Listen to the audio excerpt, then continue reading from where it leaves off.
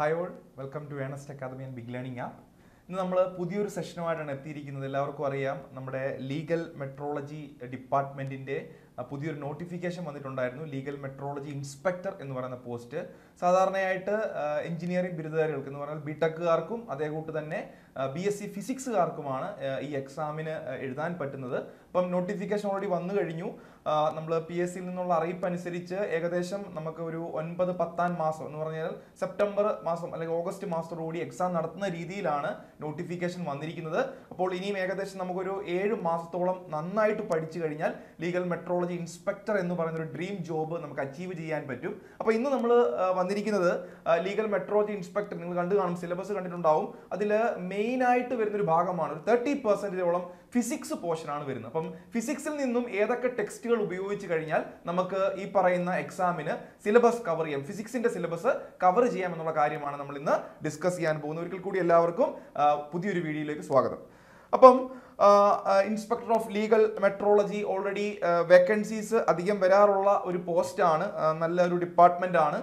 സ്വാഭാവികമായിട്ടും ബിടെക്കുകാർക്കും BSc ഫിസിക്സുകാർക്കുമാണ് ഈ എക്സാമിന് എഴുതാൻ പറ്റുന്ന കാര്യം ഓൾറെഡി പറഞ്ഞു. അപ്പം ഇതിനകത്ത് നമ്മൾ സിലബസ് ഒന്ന് ഡിസ്കസ് ചെയ്യുവാണെങ്കിൽ സ്വാഭാവികമായിട്ടും കെമിസ്ട്രി, ഫിസിക്സ്, അങ്ങനെ കുറേയേറെ പോർഷൻസ് ഉണ്ട്. ഇതിലൊരു 30% ഫിസിക്സ് ആണ് വരുന്നതെന്നാണ് വസ്തുത. ഇപ്പം നമ്മുടെ ലീഗൽ മെട്രോളജി ഇൻസ്പെക്ടർ എക്സാമിനുള്ള ഫിസിക്സിന്റെ സിലബസ് ആണ് നമ്മൾ ഇന്ന് ആദ്യം പറയാൻ പോകുന്നത്. അതിനുശേഷം നമുക്ക് ഈ ഫിസിക്സിന്റെ ടോപ്പിക്ക് കവർ ചെയ്യാനുള്ള ടെക്സ്റ്റ് റെഫറൻസ് ഏതൊക്കെയാണെന്ന് നോക്കാം. സ്വാഭാവികമായിട്ടും ഞാൻ പറഞ്ഞു, നല്ല രീതിയിൽ ഇമ്പോർട്ടൻസ് വരുന്ന ഒരു ഭാഗമാണ് ഫിസിക്സ്. കാരണം എക്സാമിന്റെ 30% നമുക്ക് പറയാൻ പറ്റും ഫിസിക്സ് ആണുള്ളത്. സ്വാഭാവികമായിട്ട് കാരണം അറിയാം എല്ലാവർക്കും, എഞ്ചിനീയറിംഗുകാർക്കും അതുകൊണ്ട് തന്നെ BSc ഫിസിക്സുകാർക്കുമാണ് എക്സാമിന് കൂടുതലുള്ളത്. അപ്പം അതുകൊണ്ട് തന്നെയാണ് നമുക്ക് ഫിസിക്സ് പോർഷൻ മജോറിറ്റി ആയിട്ട് വരുന്നു എന്ന് പറയുന്നത്. അപ്പം ഫിസിക്സിൽ ആദ്യം വരുന്ന ടോപ്പിക് എന്ന് പറയുന്ന മൊഡ്യൂൾ എന്ന് പറയുന്നത് മെഷർമെന്റ് എന്ന് പറയുന്ന മൊഡ്യൂളാണ്. അതിനകത്തെ ടോപ്പിക്സ് പറയുവാണെങ്കിൽ നമുക്കറിയാവുന്നതാണ്, physical quantities, SI and CGS units, dimension analysis, error analysis, അതിനകത്ത് അബ്സല്യൂട്ട് വരും, സിസ്റ്റമാറ്റിക് വരും, ദെൻ റാൻഡം എറേഴ്സ് വരും, then screw gauge, vernier callipers, least count. ഇത്രയാണ് മെഷർമെന്റ് എന്ന് പറയുന്ന മൊഡ്യൂളിൽ നിന്നുള്ള മെയിൻ ടോപ്പിക്സ് എന്ന് പറയുന്നത്. ദെൻ രണ്ടാമത്തെ മൊഡ്യൂൾ എന്ന് പറയുന്നത് മെക്കാനിക്സ് ആണ്. സ്വാഭാവികമായിട്ടും മെക്കാനിക്സ് പറയുമ്പം എഞ്ചിനീയറിംഗ് ബിടെക്കുകാർക്ക് ഉൾപ്പെടെയുള്ളവർക്ക് ആയതുകൊണ്ടാണ് മെക്കാനിക്സ് ആ പോർഷനിൽ വന്നിരിക്കുന്നത്. ദെൻ മെക്കാനിക്സിലെ മെയിൻ ടോപ്പിക്സ് എന്ന് പറയുന്നത് motion in 1 dimension, Newton's loss, work, energy, power, വളരെ ഇമ്പോർട്ടൻ്റ് ആണ്. Then gravitation, then rigid body dynamics, rotational motion, simple harmonic motion. ഈ പറയുന്നതാണ് മെക്കാനിക്സിന്റെ പോർഷൻ എന്നുള്ളത്. സാധാരണയായിട്ട് ഫിസിക്സ് എടുക്കുമ്പം നമുക്ക് വേണമെങ്കിൽ സാധാരണ ഫിസിക്സ് ഉള്ള എക്സാംസിന് ഈ മെക്കാനിക്സ് അങ്ങനെ ചോദിക്കാറില്ല. ഇത് ഉൾപ്പെടുത്താൻ കാരണം ബിടെക്കുകാർ ഉണ്ട് എന്നുള്ളതിന്റെ ഒരു ഇത് വെച്ചാണ് മെക്കാനിക്സ് ഈ പറയുന്ന സിലബസിൽ ഉൾപ്പെടുത്തിയിരിക്കുന്നത്. ദെൻ തേർഡ് മൊഡ്യൂൾ എന്ന് പറയുന്നത് പ്രോപ്പർട്ടീസ് ഓഫ് മാറ്റർ ആണ്. പ്രോപ്പർട്ടീസ് ഓഫ് മാറ്ററിൽ വരുന്ന മെയിൻ ടോപ്പിക്സ് പറയുകയാണെങ്കിൽ ഇലാസ്റ്റിസിറ്റി, അതിനകത്താണ് ഹുക്സ് ലോ, യങ്സ് മോഡുലസ്, വളരെ നന്നായിട്ട് ചോദ്യം ചോദിക്കുന്ന ഒരു ഭാഗമാണ്. Then bending of beams, fluids, that is Pascal law, Archimedes principle, then viscosity, surface tension. ഇത്രയുമാണ് നമുക്ക് പ്രോപ്പർട്ടീസ് ഓഫ് മാറ്ററിൽ പറയാൻ പറ്റുന്ന കോർ ടോപ്പിക്സ് എന്ന് പറയുന്നത്. ദെൻ ഹീറ്റ് ആൻഡ് തെർമോഡൈനാമിക്സ് ആണ്. അതിനകത്ത് വരുന്നത് രണ്ടും വരുന്നുണ്ട്, ഹീറ്റിന്റെ ഭാഗമുണ്ട്, തെർമോഡൈനാമിക്സും ഉണ്ട്. അതിൽ വരുന്നത് തെർമൽ എക്സ്പാൻഷൻ എന്ന് പറയുന്നതാണ് മെയിൻ ടോപ്പിക് ആയിട്ട് വരുന്നത്.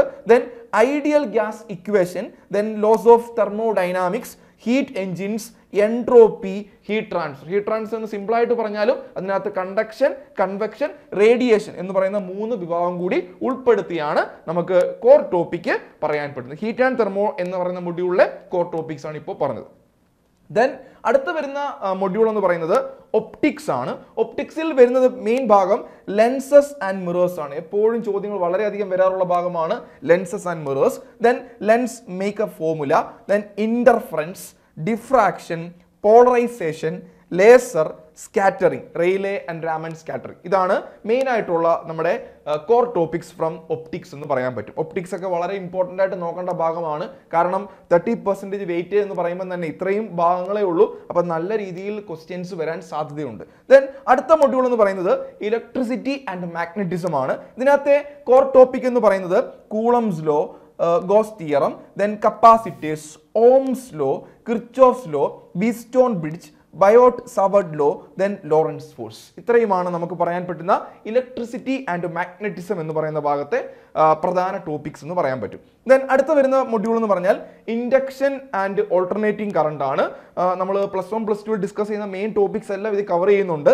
അതിൽ വരുന്ന കോർ ടോപ്പിക് എന്ന് പറഞ്ഞാൽ ഫാരഡേസ് ലോ ആണ് ആദ്യം വരുന്നത്, ദെൻ ലെൻസസ് ലോ, ട്രാൻസ്ഫോമേഴ്സ്, നല്ല രീതിയിൽ ചോദ്യങ്ങൾ വരാറുണ്ട്, then AC circuit LCR, then resonance. ഇതാണ് നമുക്ക് ഇൻഡക്ഷൻ ആൻഡ് ഓൾട്ടർനേറ്റിംഗ് കറണ്ട് എന്നുള്ള കോർ ടോപ്പിക്സ്.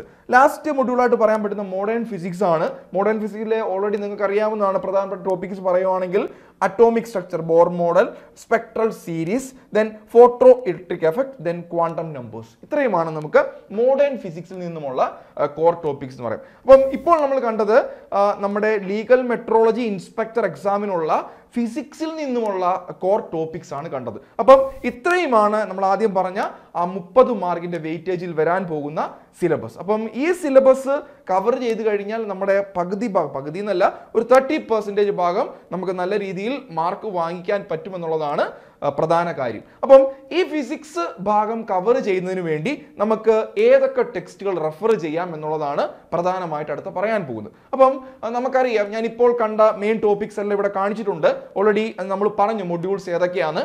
ഈ മൊഡ്യൂൾസ് സ്വാഭാവികമായിട്ടും ഇപ്പോൾ പറഞ്ഞപ്പോൾ തന്നെ കുറേയേറെ പേർക്ക് മനസ്സിലായിട്ടുണ്ടാവും. ഇത് നമ്മൾ +1 +2 നമ്മൾ പഠിക്കുന്ന ഫിസിക്സ് അല്ലെ, നമ്മുടെ മെയിൻ ഫിസിക്സിലെ എല്ലാ ടോപ്പിക്സും ഇതിൽ വരുന്നുണ്ട് +1 +2. അതുകൊണ്ട് തന്നെ NCERTയുടെ ക്ലാസ് 11, 12 ടെക്സ്റ്റുകളാണ് നമ്മൾ കൂടുതൽ ഇതിന് റെഫർ ചെയ്യാൻ പറ്റുന്നത്. കാരണം നമ്മൾ NCERTയുടെ 11, 12ലാണ് നമ്മൾ കറക്റ്റ് ആയിട്ടുള്ള ഈ പറഞ്ഞ എല്ലാ ടോപ്പിക്സും കവർ അപ്പ് ചെയ്യുന്നത്. അപ്പം അതുകൊണ്ട് തന്നെ ടെക്സ്റ്റ് റെഫറൻസ് പറയുമ്പോൾ നമുക്ക് 2 വിഭാഗമായിട്ട് പറയാം. ഒന്ന് പ്രൈമറി റെഫറൻസിന് വേണ്ടി നമുക്ക് അതിന്റെ ഫണ്ടമെന്റൽസ് മനസ്സിലാക്കാൻ വേണ്ടി പ്രൈമറി റെഫറൻസ് ടെക്സ്റ്റുകൾ ഉപയോഗിക്കാം. ദെൻ അതിനുശേഷം ഫൗണ്ടേഷൻ കിട്ടാൻ വേണ്ടിയാണ് പ്രൈമറി. ദെൻ അതിനുശേഷം നമുക്ക് കുറച്ചുകൂടെ അഡ്വാൻസ്ഡ് റെഫറൻസിന് വേണ്ടി നമുക്ക് ഡിഗ്രി ടെക്നിക്കൽ ഭാഗത്തുള്ള കുറച്ച് ടെക്സ്റ്റുകൾ ഞാനിവിടെ റെഫറൻസ് ആയിട്ട് പറയുന്നുണ്ട്. അപ്പം ആദ്യം നമ്മുടെ മൊഡ്യൂൾ എന്ന് പറഞ്ഞു കഴിഞ്ഞാൽ മെഷർമെന്റ് ആയിരുന്നു ഫിസിക്സിലെ. അപ്പം മെഷർമെന്റിന് വേണ്ടി നമുക്ക് സ്വാഭാവികമായിട്ടും നമ്മുടെ NCERT ക്ലാസ് 11, അതായത് ചാപ്റ്റർ 1 and 2 ഫിസിക്സ് ടെക്സ്റ്റ് നോക്കിക്കഴിഞ്ഞാൽ നമുക്ക് ആ മെഷർമെന്റിലെ മൊത്തം ഫൗണ്ടേഷൻ സാധനങ്ങളും ലഭിക്കും. ഫണ്ടമെന്റൽസ് എല്ലാം അതിനകത്ത് കവർ അപ്പ് ചെയ്യുന്നുണ്ട്. എന്നാൽ ഈ പറയുന്ന മെഷർമെന്റിന്റെ അഡ്വാൻസ്ഡ് റെഫറൻസിന് വേണ്ടി നമുക്ക് വേണമെങ്കിൽ എഞ്ചിനീയറിംഗ് മെട്രോളജിയിൽ സ്വാഭാവികമായിട്ടും എനിക്ക് തോന്നുന്നു മെക്കാനിക്കൽ എഞ്ചിനീയറിംഗ് ഭാഗത്ത് വരുന്നതാണ് എഞ്ചിനീയറിംഗ് മെട്രോളജി. അതിൽ നിന്നുമുള്ള engineering metrology NV Raghavendra and L കൃഷ്ണമൂർത്തിയുടെ ഓതേഴ്സിലുള്ള ടെക്സ്റ്റുകൾ ഉപയോഗിച്ചാൽ നമുക്ക് കൂടുതൽ അഡ്വാൻസ്ഡ് നോളജ് ഈ പറയുന്ന മെഷർമെന്റ് എന്ന് പറയുന്ന മൊഡ്യൂളിൽ നിന്നും ലഭിക്കാൻ സാധ്യതയുണ്ട്. അതിനുവേണ്ടി നമുക്ക് വേണമെങ്കിൽ നിങ്ങൾ ആദ്യം ചെയ്യേണ്ട, ശരിക്കും പറഞ്ഞു കഴിഞ്ഞാൽ ഞാൻ തന്നിരിക്കുന്ന പ്രൈമറി റെഫറൻസ് ആണ് ഫോക്കസ് ചെയ്യേണ്ടത്. അതിനുശേഷം അഡ്വാൻസിന് വേണ്ടിയാണ് നമ്മൾ റൈറ്റ് സൈഡിൽ പറഞ്ഞിരിക്കുന്നത് ഇപ്പൊ പറഞ്ഞ എഞ്ചിനീയറിംഗ് മെട്രോളജി ടെക്സ്റ്റ് ഉപയോഗിച്ച് കഴിഞ്ഞാൽ നിങ്ങൾക്ക് മെഷർമെന്റിനുള്ള ഫുൾ കൺസെപ്റ്റ് കവർ ആവും. ഓക്കെ, ദെൻ സെക്കൻഡ് മൊഡ്യൂൾ എന്ന് പറയുന്നത് മെക്കാനിക്സ് ആണ്. മെക്കാനിക്സിൽ നമുക്ക് സ്വാഭാവികമായിട്ടും വേണമെങ്കിൽ HC വർമ്മയുടെ കൺസെപ്റ്റ് ഓഫ് ഫിസിക്സ് എന്ന് പറയുന്നത്, ഇതിന് സ്വാഭാവികമായിട്ടും മെക്കാനിക്സിന്റെ ഭാഗങ്ങൾ നമ്മൾ ഒത്തിരി ഒന്നും +1 +2 പഠിക്കുന്നില്ല. ഞാൻ ഓൾറെഡി പറഞ്ഞു ഫിസിക്സ് പറയുമ്പോൾ അത് മെക്കാനിക്സ് പറയേണ്ട ആവശ്യമില്ല.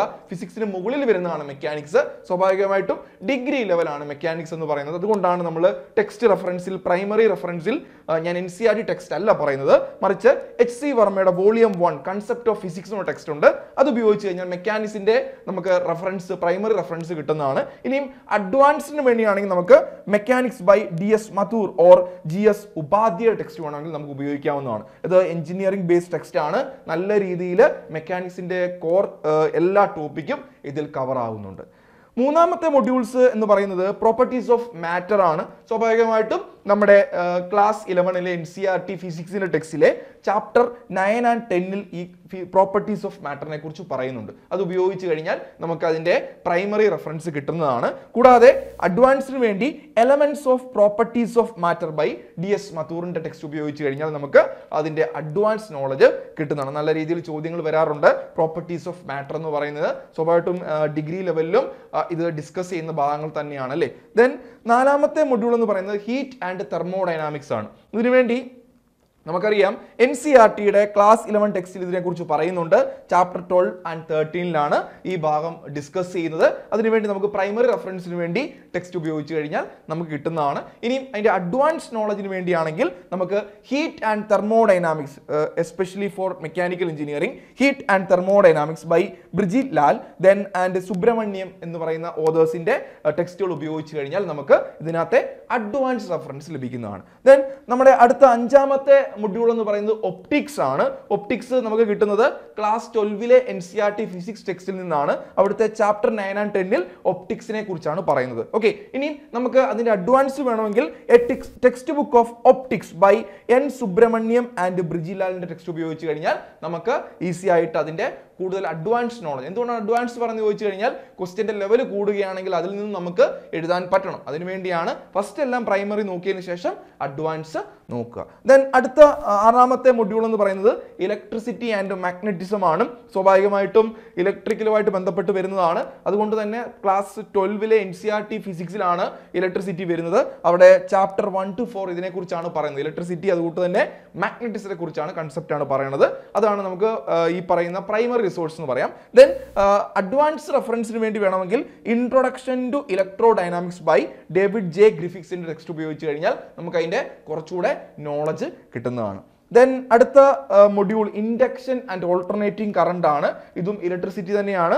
അവിടെ class 12 chapter 6 to 7 physics NCERT ടെക്സ്റ്റിലെ ചാപ്റ്റർ 6 to 7 ഈ പറയുന്ന ഇൻഡക്ഷൻ ആൻഡ് ഓൾട്ടർനേറ്റിംഗ് കറണ്ട് പറയുന്നത്. കൂടാതെ അഡ്വാൻസിന് വേണ്ടി electricity and magnetism by DC Tayal text ഉപയോഗിച്ച് കഴിഞ്ഞാൽ നമുക്ക് വേണമെങ്കിൽ ഇതിന്റെ കൂടുതൽ നോളജ് കിട്ടും. ദെൻ ലാസ്റ്റ് മൊഡ്യൂൾ എന്ന് പറയുന്നത് മോഡേൺ ഫിസിക്സ് ആണ്. അത് നമുക്ക് ക്ലാസ് 12 NCERT ഫിസിക്സിലെ ചാപ്റ്റർ 11 and 12 മോഡേൺ ഫിസിക്സിനെ കുറിച്ച് പറയുന്നത്. അത് റെഫർ ചെയ്ത് നമുക്ക് അതിന്റെ കുറച്ച് പ്രൈമറി റെഫറൻസ് കിട്ടുന്നതാണ്. കൂടുതലായിട്ട് പഠിക്കണമെന്നുണ്ടെങ്കിൽ concepts of modern physics by Arthur ബേസറിന്റെ ടെക്സ്റ്റ് ഉപയോഗിച്ചാൽ മതി. നമുക്ക് അതിന്റെ അഡ്വാൻസ് റെഫറൻസ് കിട്ടുന്നതാണ്. അപ്പോൾ ഞാൻ ഈ കാണിച്ചിരിക്കുന്നത് നമ്മുടെ ലീഗൽ മെട്രോളജി ഇൻസ്പെക്ടറിന്റെ ഫിസിക്സിന്റെ ടോപ്പിക് അല്ലെങ്കിൽ സിലബസ് കവർ ചെയ്യുന്ന ടെക്സ്റ്റ് റെഫറൻസ് ആണ് തന്നിരിക്കുന്നത്. സ്വാഭാവികമായിട്ടും നമുക്ക് ഒരുപക്ഷെ ഈ പ്രൈമറി റെഫറൻസ് ഉപയോഗിച്ചാൽ തന്നെ ഏറെക്കുറെ ഒരു 80% നമുക്ക് ഈ പറഞ്ഞ ഫിസിക്സിന്റെ എല്ലാ ടോപ്പിക്കിൽ നിന്നും കിട്ടും. ഓക്കെ, ബാക്കിയുള്ള ഒരു 20% അഡ്വാൻസ്ഡ് കിട്ടാൻ വേണ്ടിയാണ് ഞാൻ അഡ്വാൻസ് റെഫറൻസിനെ കുറിച്ച് പറഞ്ഞത്. അത് നിങ്ങൾക്ക് വേണമെങ്കിൽ നോക്കിയാൽ മതി, പക്ഷെ നോക്കുവാണെങ്കിൽ വളരെ നന്നായിരിക്കും. കാരണം എല്ലാ കൺസെപ്റ്റിനെ കുറിച്ചും അവിടെ പറയുന്നുണ്ട് എന്നുള്ളതാണ് വസ്തുത. അപ്പോൾ ഇതാണ് ഫിസിക്സ് റെഫറൻസിനെ കുറിച്ച് പറയാനുള്ളത്.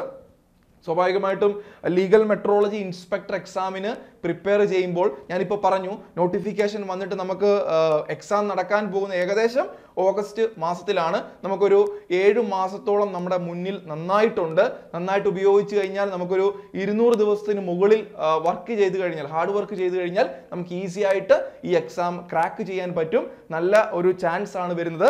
അപ്പം സ്വാഭാവികമായിട്ടും നമ്മുടെ ബിഗ് ലേണിംഗ് ആപ്പ് അല്ലെങ്കിൽ ഏണസ്റ്റ് അക്കാദമിയിൽ ഓൾറെഡി ഇതിന്റെ കോഴ്സസ് സ്റ്റാർട്ട് ചെയ്തിട്ടുണ്ട്.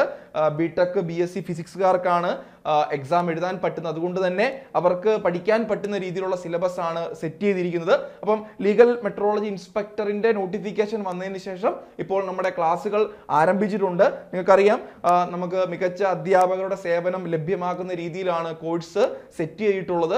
നല്ല രീതിയിൽ പ്രിപ്പയർ ചെയ്ത് കഴിഞ്ഞാൽ നമ്മൾ പറയുന്ന അതേ രീതിയിൽ ആ സിലബസ് കവറപ്പ് ചെയ്യുന്ന രീതിയിലാണ് ക്ലാസ്സസ് ഷെഡ്യൂൾ ചെയ്തിട്ടുള്ളത്. ആ രീതിയിൽ മുന്നോട്ട് പോയാൽ നിങ്ങൾക്ക് ഈസി ആയിട്ട് ക്രാക്ക് ചെയ്യാൻ പറ്റുന്നേ ഉള്ളൂ. അപ്പം നമ്മുടെ കോഴ്സിന്റെ കുറേയേറെ പ്രത്യേകതകളുണ്ട്. ഓൾറെഡി ഇതിനു മുമ്പ് എക്സാം നടന്നിട്ടുള്ളത്. ഈ എക്സാം മാത്രമല്ല PSC ലെവലിലും അതുകൊണ്ട് സെൻട്രൽ ഗവൺമെന്റ് എക്സാംസിലും നല്ല രീതിയിൽ മികച്ച റാങ്കുകൾ നേടിയിട്ടുള്ള ഉദ്യോഗാർത്ഥികളിൽ നിന്നും അനുഭവം പങ്കിട്ടുകൊണ്ടാണ് നമ്മൾ മാക്സിമം നമ്മുടെ ഈ പറഞ്ഞ കോഴ്സസ് ഡിസൈൻ ചെയ്തിട്ടുള്ളത്. അതുകൊണ്ട് തന്നെ നിങ്ങൾക്ക് കിട്ടാവുന്നതിന്റെ മാക്സിമം കാര്യങ്ങൾ നമ്മൾ ഈ കോഴ്സിലൂടെ എത്തിക്കുന്നുണ്ട്. അതുകൊണ്ട് മാക്സിമം നമ്മുടെ കോഴ്സ് ജോയിൻ ചെയ്യുക. അപ്പം ഈ മുൻപിലുള്ള 7 മാസം അല്ലെങ്കിൽ 200 ഡേയ്സിന് മുകളിലുള്ള ദിവസങ്ങൾ നിങ്ങൾ നന്നായിട്ട് ഉപയോഗിച്ച് കോഴ്സസിൽ ജോയിൻ ചെയ്ത് ഒരു നല്ല രീതിയിൽ മുന്നോട്ട് പോവുകയാണെങ്കിൽ, സിലബസ് ഓറിയന്റഡ് ആയിട്ട് പോവുകയാണെങ്കിൽ നിങ്ങൾക്ക് ഈസി ആയിട്ട് എക്സാം ക്രാക്ക് ചെയ്യാൻ പറ്റും. നമ്മുടെ റെക്കോർഡ് ക്ലാസ് അതുകൊണ്ട് തന്നെ ലൈവ് ക്ലാസ് അവൈലബിൾ ആണ്. മെന്റേഴ്സിന്റെ അവൈലബിലിറ്റി ഉണ്ട്. എന്ത് കാര്യങ്ങൾ, എന്ത് ഡൗട്ട്സ് ഉണ്ടായാലും അത് നമുക്ക് ക്ലിയർ ചെയ്യുന്ന രീതിയിൽ പഠിച്ച് മുന്നോട്ട് പോകാൻ പറ്റും. അപ്പം ഇനിയും വരുന്ന ഈ എക്സാമിലേക്ക് നല്ല രീതിയിൽ നിങ്ങൾക്ക് തയ്യാറെടുക്കാൻ കഴിയട്ടെ നമ്മുടെ ഏണസ്റ്റ് അക്കാദമിയോടൊപ്പം. അപ്പം നല്ല രീതിയിൽ മുന്നോട്ട് പോവുക, പോസിറ്റീവായിട്ട് കാണുക, വീണ്ടും പഠിക്കാൻ സമയം കണ്ടെത്തുക, മാക്സിമം സിലബസ് അറ്റാച്ച്ഡ് ആയിട്ട് പഠിക്കുക. നമ്മുടെ ലീഗൽ മെട്രോളജി ഇൻസ്പെക്ടർ കോഴ്സിനെ കുറിച്ച്, കോഴ്സിൽ ജോയിൻ ചെയ്യാൻ താല്പര്യമുള്ളവർക്ക് കോഴ്സിനെ കുറിച്ച് അറിയാനും ഇനി ഇതിനെക്കുറിച്ചുള്ള സിലബസോ അതിന്റെ കാര്യങ്ങളോ നോട്ടിഫിക്കേഷനെ കുറിച്ച് എന്ത് ഡൗട്ട്സ് ഉണ്ടെങ്കിലും നമുക്ക് താഴെ തന്നിരിക്കുന്ന നമ്പറിൽ നിങ്ങൾക്ക് കോൾ ചെയ്യാവുന്നതാണ്. നമ്മളെല്ലാം ക്ലിയർ ചെയ്തിരുന്നതാണ്. കോഴ്സിനെ കുറിച്ച് അറിയാൻ വേണ്ടി നിങ്ങൾ താഴെയുള്ള ഫോം ഫില്ല് ചെയ്താൽ മതി. നിങ്ങൾക്ക് അതിന്റെ എല്ലാ കാര്യങ്ങളും നമ്മൾ അവൈലബിൾ ആക്കും. അപ്പം മാക്സിമം കോഴ്സിൽ ജോയിൻ ചെയ്ത് മുന്നോട്ട് പോവുക. അപ്പോൾ വീണ്ടും പുതിയൊരു സെഷനുമായിട്ട് കാണാം. ബൈ.